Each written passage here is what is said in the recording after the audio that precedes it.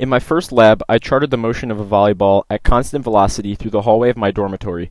I used the computer software tracker to assess the ball's motion through each frame of the video taken by my phone's camera. To ensure that the position data of the ball was accurate, I utilized a ruler placed in the background of the video as a point of reference. The primary concept displayed through the motion of the ball exists within Newton's second law.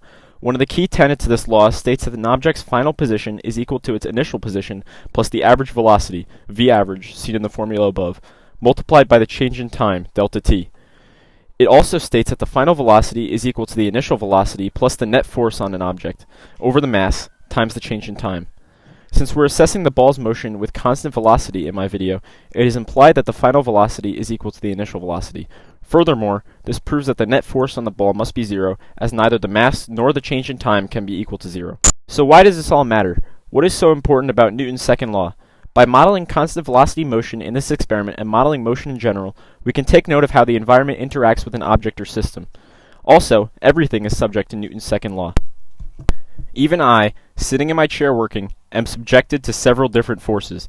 In this experiment specifically, we can display how changes in velocity are contingent on imbalanced forces. Here's a video demonstration of the process I used to observe the ball's change in position with respect to time, and here's the computational model I created to predict the motion. To create this model, I edited several lines of the starter code. These alterations were made to facilitate the repeated iteration of the position update formula of Newton's second law. The first encompassed changing the variable ball.m to more accurately reflect the ball's mass of 0.27 kilograms. The next change dealt with the ball's initial position and velocity vectors. Since I set the origin of my coordinate axes to be at the ball's starting point in the video, I kept the ball's initial position vector as 0, 0, 0. The initial velocity vector of negative 1.2700 was obtained by taking the ball's position data from the first two frames of the video and recalling that the formula for average velocity, in this case as close to the instantaneous initial velocity as possible, can be represented by the change in position over change in time. Using this, I calculated the initial velocity to be 1.27 meters per second in the negative x direction, since the ball is moving to the left of the origin. The next alteration I made dealt with the net force acting on the ball. I set this vector equal to the zero vector, since constant velocity motion is contingent on the absence of a net force. Finally, I changed the code to iterate the process of the position update formula, represented by the equation Rf equals Ri plus V average times delta t. The data I gathered from both observed and predicted sources, plotted here on the same graph, showed that the computational model was quite accurate for the first half of the video, up until about half a second. However, there's a split immediately after this point, where the ball from the computational model appears to be moving a greater distance in a shorter amount of time when compared to the ball from the observatory video. This is likely because the model made the assumption that there was no net force on the object. By Newton's first law, this suggests that the ball would continue moving at the same velocity indefinitely, or at least until a net force in a certain direction is imparted on it. In reality, however, there was likely a drag force from air resistance and a friction force from the ground slowing the ball down as it moved further and further across the view of the camera.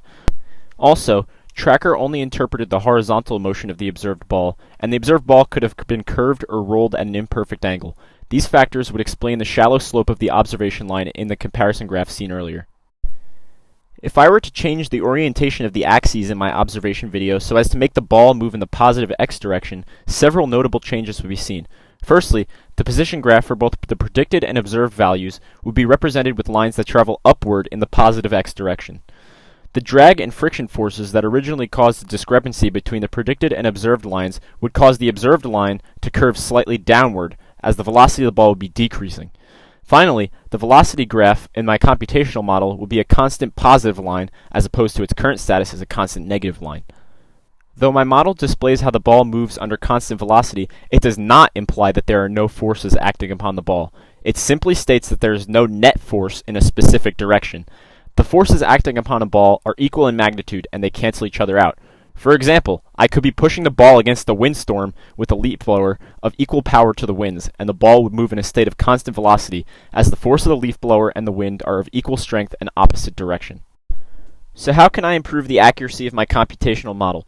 There are several means by which I can accomplish this. Perhaps the most obvious of solutions encompasses the use of a different surface on which to roll the ball. The carpet in my dormitory's hallway is quite rough, and it likely created enough of a friction force to slow the ball down at the end of the video. To better facilitate perpendicular motion, too, I can mark a straight line in the ground and use tape or utilize another object as a, quote, endpoint.